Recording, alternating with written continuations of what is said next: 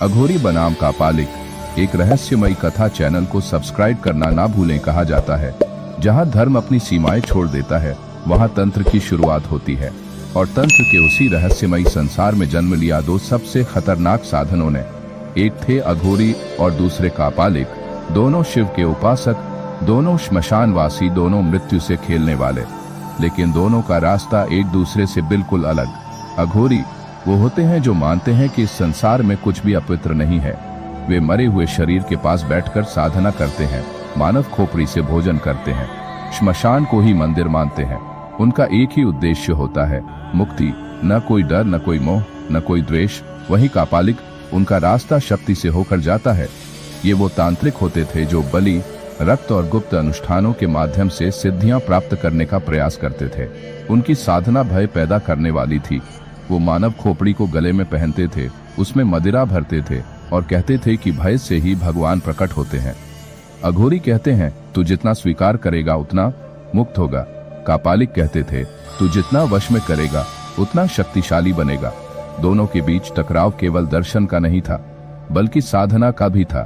कहा जाता है सैकड़ों वर्ष पहले वाराणसी के मणिकर्णिका घाट पर एक अघोरी बाबा कैलाशनाथ और कापालिक भैरवनाथ आमने सामने आए।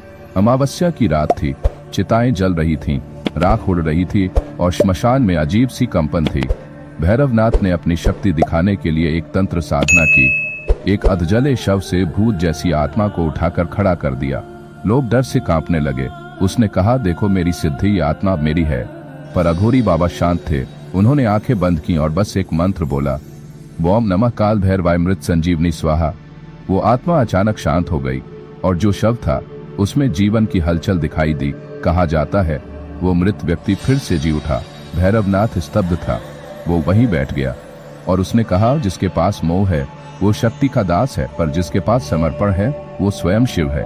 उस रात के बाद भैरवनाथ लुप्त हो गया। कुछ कहते हैं उसने काशी छोड़ दी, कुछ हैं उसने अपने पापों की क्षमा मांगी। अघोरी आज भी विद्यमान है।